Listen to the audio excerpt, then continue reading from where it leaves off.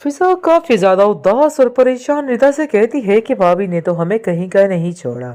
ऐसा लगता है कि पता नहीं किसी जन्म का बदला ले रही हो हमसे। आखिर इन्हें क्या मसला क्या है इनके साथ, मुझे तो कुछ समझ नहीं आ रही है। आप देखेंगे कि रिदा समझाती है और कहती है कि देखो, खामोशी में ही सब कुछ है। अब हमें खामोशी रहना है, क्योंकि अरहम ने भी हमारा साथ छोड़ दिया और हमें ये था कि वो हमारा साथ देगा और हमेशा देता रहेगा। लेकिन हमें तो अंदाजा ही नहीं था कि मामला यहाँ तक पहुँच जाएगा। मेल जी, आप देखेंगे कि रिदा काफ़ी ज़्यादा परेशान और उदास है, क्योंकि वो समझ गई है कि अब उसके साथ रहने वाला कोई भी बाकी नहीं बचा है और हमने अपनी ज़िंदगी को नए तरीके से शुरू कर लिया है। लेकिन दूसरी तरफ रानी इस बात पर अटल हो चुकी है कि वो फिज़ा की ज़िंदगी में सुकून नहीं आने देगी। और बात तो ये बिल्कुल तय और फाइनल है कि वो रिदा की ज़िंदगी में ऐसे ऐसे यानी कि तमाशे करेगी कि रिदा याद रखेगी। और वो रिदा को कहती है कि देखो, अपनी बहन को भी समझा लो कि मेरे दरमियान आने की कोई भी ज़रूरत नहीं। मैं इसको कभी भी इन सब चीज़ों के लिए माफ़ नहीं करूँगी और कभी भी उसको आगे नहीं बढ़ने दूँगी। ये मेरा वादा है उससे। जिसको सुनकर साफ साफ वो भी कह उठती है कि बात तो आपकी ठीक है, आप वाकई में हमें सुकून से नहीं रहने दे रही। लेकिन याद रखिएगा कि जब आपका असली चेहरा साकिब भाई के सामने आ जाएगा ना, फिर एक पल के लिए भी वो आपको बर्दाश्त नहीं करेंगे।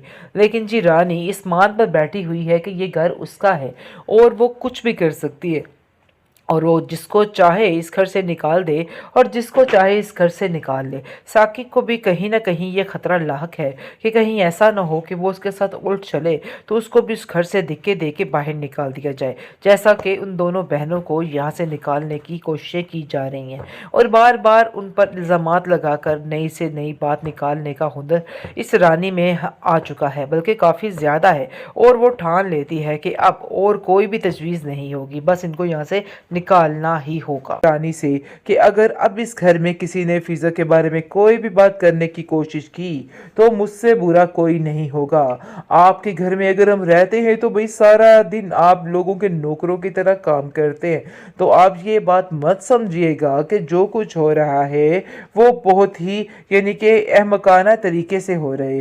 बात तो ये बिल्कुल ठीक है। अगर आप इस तरह की कोई बात सोच रही है तो अपने दिमाग से निकाल दे। फिजा किसी की कोई बात बर्दाश्त नहीं करेगी। फिजा ने भी ये बात ठान ली है कि अब उसको सिर्फ और सिर्फ अपनी मर्जी करनी है और ना ही किसी को कुछ सफाई देनी है और ना ही कुछ करना है, क्योंकि वो हर एक को अपनी सफाइयाँ देकर तंग आ चुकी है और समझ गई है कि ये सारी बातें सिर्फ और सिर्फ बेफजूल है। अब वो किसी से कुछ भी नहीं कहने वाली, बल्कि साफ साफ ये बात कर देती है कि मुझे इस चीज़ का पूरा पूरा यकीन है कि कोई भी बात होगी तो अब नहीं अटकेगी।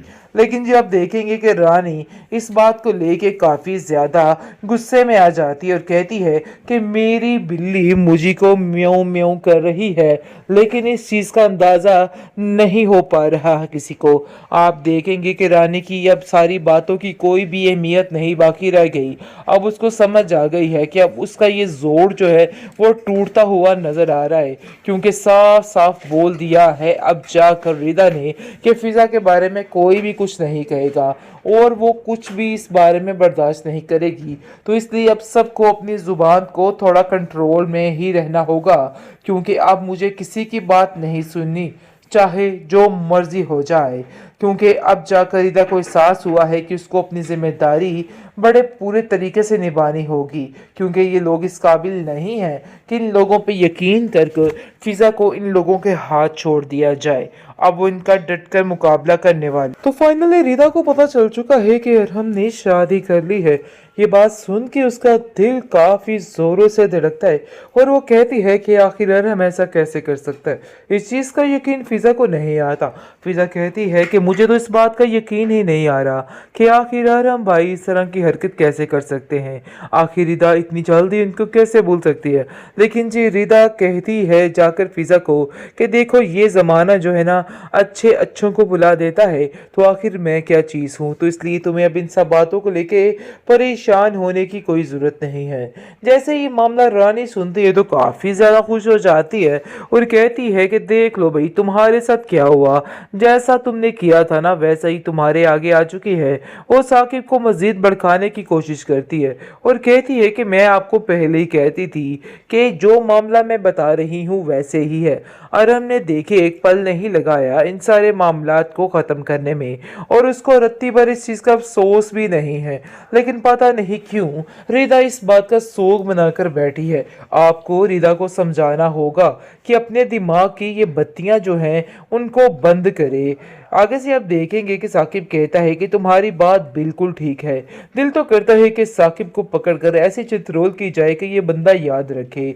जो जो रानी कहती है उसकी बातों पे आंखें बंद करके यकीन कर लेना कहाँ की बेवकूफ़ी या कहाँ की अक्लमंदी है। मुझे तो इस चीज़ की समझ नहीं आ रही कि इतना बावला हो चुका है कि इसको समझ नहीं आ रही कि उसकी बहनें उससे बिल्कुल सच कह रही हैं। लेकिन जी आप देखेंगे कि जो कुछ ये लड़की बोली जा रही है बस इसकी बात को यकीन कर करके सारा कुछ बिगाड़ दिया जा रहा है।